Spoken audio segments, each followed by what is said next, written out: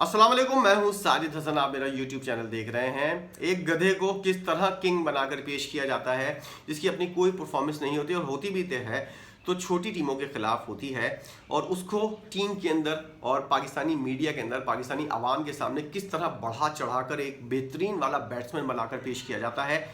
ये international company का ही कमाल हो सकता है, क्योंकि उस शख्स के अंदर ना ही इतनी सलाहियत है, ना ही पाकिस्तानी कौम के अंदर इतनी समझने की सलाहियत है कि वो इस चीज़ को अंडरस्टैंड कर सकें कि हाँ, कोई रियल किंग क्या होता है और फेक किंग क्या होता है। इसके अंदर डिफरेंस जो है वो क्रिएट कर सके पाकिस्तानी कौम। इस लेवल के ऊपर पाकिस्तानी कौम इस वक्त नहीं है, इसलिए इनका माइंड जो है वो इस जानिब लेकर जाया जाता है बाकायदा तौर पर, एक कैंपेन के तौर पर। इसके लिए बहुत सारे अकाउंट्स बनाए जाते हैं, फेक अकाउंट्स बनाए जाते हैं, ट्विटर हैंडल बनाए जाते हैं, फेसबुक आईडीज़ बनाई जाती हैं। जो यूट्यूब के ऊपर वीडियोस बनाते हैं यूट्यूबर्स, उनको पैसे खिलाए जाते हैं। इंडिया के अंदर भी जो यूट्यूबर्स हैं, जो माने हुए यूट्यूबर्स हैं, उनको पैसे दिए जाते हैं और वो एक कैंपेन के तौर पर एक गधे को जो है वो बड़ा खिलाड़ी, और इस टीम को जो है, इसके जो पेसर्स होते हैं, जो एक कंपनी से साइन शुदा एफिलिएटेड खिलाड़ी है, उसके ऊपर एक कैंपेन की जाती है और उसको एक बहुत बेहतरीन खिलाड़ी जो है बनाकर पेश किया जाता है। आज आप लोग देखते हैं कि एक हेडिंग आती है कि पाकिस्तान यानी कि सोते हुए शेर को बांग्लादेश ने, अफगानिस्तान ने, XYZ किसी ने भी जगा दिया। ये पूरी एक कैंपेन का हिस्सा है। ये जुमले सब जगह एक जगह डिसाइड होते हैं बैठकर कि क्या क्या चीज़ें डिसाइड करनी है और किस तरह एक कैंपेन को लेकर आगे चलना है। किंग बाबर का नाम जो है वो एक कमरे के अंदर बैठकर एक शख्स ने ईजाद किया था। आज हर शख्स की ज़बान के ऊपर किंग बाबर का नाम है। तलहा रहमानी वो वाहिद शख्स है जो इस तमाम तर चीज़ों का मास्टरमाइंड है, और इसके ऊपर इंज़मामुल हक, बाबर आजम, मोहम्मद रिजवान, फ़खर जमान, खुशदिल शाह, आसिफ अली, शाहीन शाह आफरीदी और इस ग्रुप के अंदर जो भी शामिल है वो टीम के अंदर हिस्सा लेगा,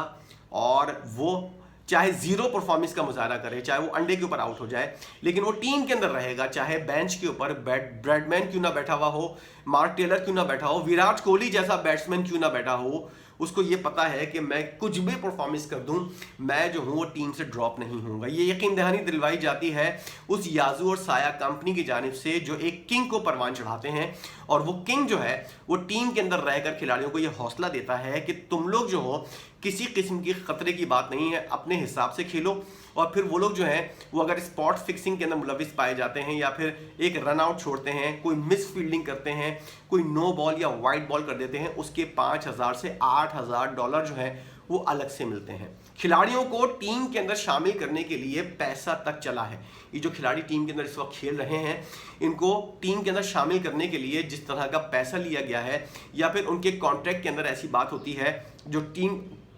कंपनी से आप करते हैं कि खिलाड़ी अगर इतने साल तक टीम के अंदर खेलेगा, हर महीने हर मैच फीस के साथ उसका कुछ हिस्सा जो है उस कंपनी को भी दिया जाएगा। इसलिए आप टीम के अंदर रहेंगे, चाहे आपकी परफॉर्मेंस कैसी भी हो, चाहे आप खेलें या ना खेलें, आपके अकाउंट के अंदर सेंट्रल कॉन्ट्रैक्ट के थ्रू इतने पैसे ज़रूर आएंगे। ये इल्ज़ामात भी डॉक्टर नुमान और बहुत से जय्यद सहाफ़ी जो हैं वो लगा चुके हैं कि खिलाड़ियों को जो है वो पैसा खिलाकर टीम के अंदर शामिल किया गया है, पैसा खाकर टीम के अंदर शामिल किया गया है। और ये वाली बात के अंदर सिर्फ चीफ सेलेक्टर शामिल नहीं है, बल्कि जो NOC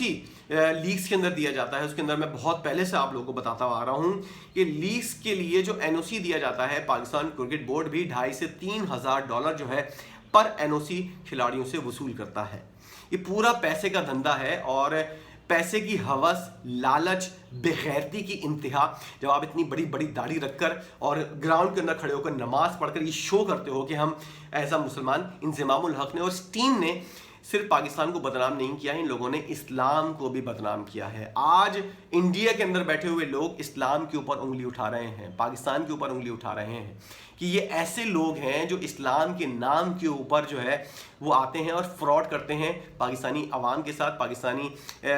PCB के साथ और पाकिस्तानियों के जज्बात के साथ, जिसके बाद जो है ये लोग जो हैं वो पैसा बनाते हैं। इस्लाम के नाम के ऊपर ये बातें हो रही हैं, और इन्होंने सिर्फ पाकिस्तानियों को बदनाम नहीं किया है, इस्लाम को बदनाम करने में भी इन लोगों का बहुत बड़ा हाथ है। इंजमामुल हक जैसा बंदा जिसकी इतनी बड़ी दाढ़ी होगी, वो अगर इस तरह की कंपनी के अंदर मुलविस पाया गया और एक तरह से मेन किरदार अदा करता हुआ नजर आया जब उस वक्त जब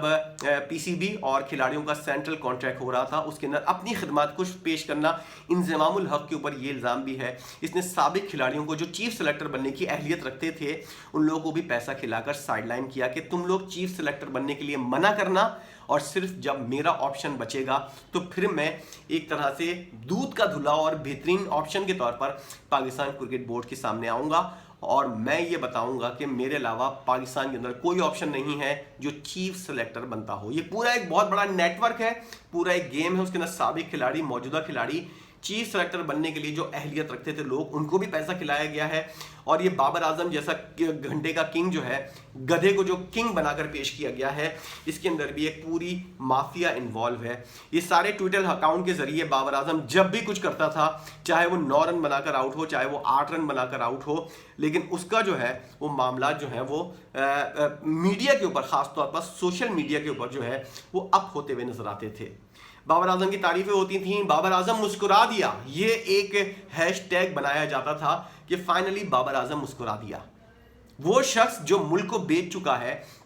उस शख्स ने जिसने अपनी नाअहली साबित कर दी है पूरे वर्ल्ड कप के अंदर। अब समझ में आया आप लोगों को कि 2 वर्ल्ड कप T20 के, 2 एशिया कप, 1 चैंपियंस ट्रॉफी हारने के बावजूद भी एक शख्स को क्यों बार बार कप्तान बनाया जा रहा है पाकिस्तान के अंदर। ऐसी क्या बात है? मेरे बहुत से व्यूवर्स जो हैं वो इंडिया से ताल्लुक़ रखते हैं, ज़रा आप लोग भी इस चीज़ को सोचें कि किस तरह पाकिस्तान के अंदर, इंडिया के अंदर भी बहुत सी चीज़ें होती हैं, लेकिन ख़ास तौर पर जो चीज़ें होती हैं उनके ऊपर ऐसा इल्ज़ाम नहीं आता कि मुल्क को बेचने वाला या फिर मुल्क के पैसे की खातिर जो है वो अपनी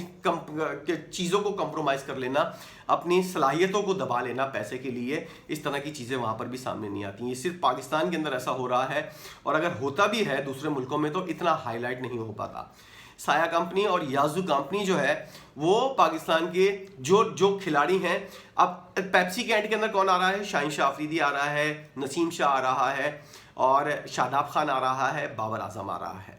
ये ऐड दिलवाने में याजू कंपनी और साया कंपनी का